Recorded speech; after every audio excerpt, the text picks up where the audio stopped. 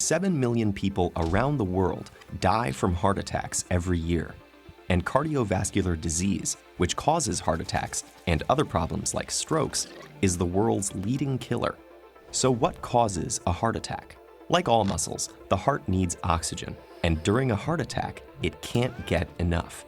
Fatty deposits, or plaques, develop on the walls of our coronary arteries. Those are the vessels that supply oxygenated blood to the heart.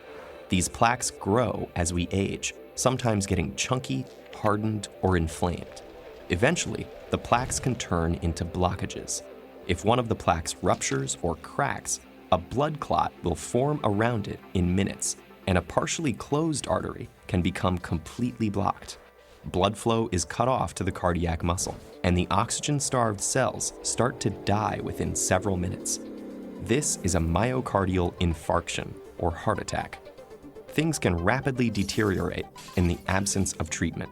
The injured muscle may not be able to pump blood as well, and its rhythm might be thrown off. In the worst-case scenario, a heart attack can cause sudden death. And how do you know that someone is having a heart attack? The most common symptom is chest pain caused by the oxygen-deprived heart muscle.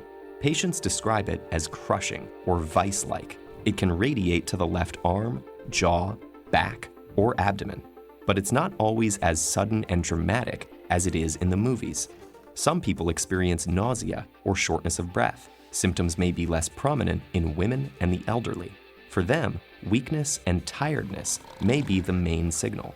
And surprisingly, in many people, especially those with diabetes, which affects the nerves that carry pain, a heart attack may be silent. If you think that someone might be having a heart attack, the most important thing is to respond quickly.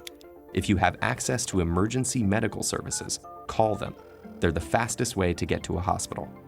Taking aspirin, which thins the blood, and nitroglycerin, which opens up the artery, can help keep the heart attack from getting worse. In the emergency room, doctors can diagnose a heart attack. They commonly use an electrocardiogram to measure the heart's electrical activity, and a blood test to assess heart muscle damage. The patient is then taken to a high-tech cardiac suite, where tests are done to locate the blockages. Cardiologists can reopen the blocked artery by inflating it with a balloon in a procedure called an angioplasty. Frequently, they also insert a metal or polymer stent that will hold the artery open. More extensive blockages might require coronary artery bypass surgery.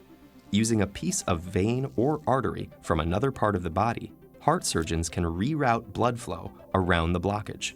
These procedures reestablish circulation to the cardiac muscle, restoring heart function. Heart attack treatment is advancing, but prevention is vital.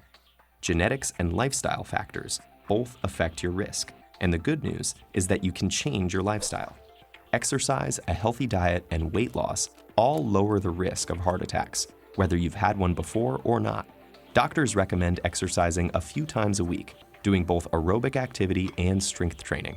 A heart-healthy diet is low in sugar and saturated fats, which are both linked to heart disease. So what should you eat? Lots of fiber from vegetables, chicken and fish instead of red meat, whole grains, and nuts like walnuts and almonds all seem to be beneficial. A good diet and exercise plan can also keep your weight in a healthy range, which will lower your heart attack risk as well. And of course, medications can also help prevent heart attacks.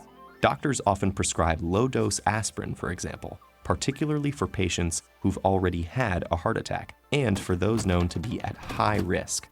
And drugs that help manage risk factors, like high blood pressure, cholesterol, and diabetes, will make heart attacks less likely too. Heart attacks may be common, but they don't have to be inevitable. A healthy diet, avoiding tobacco use, staying fit, and enjoying plenty of sleep and lots of laughter all go a long way in making sure your body's most important muscle keeps on beating.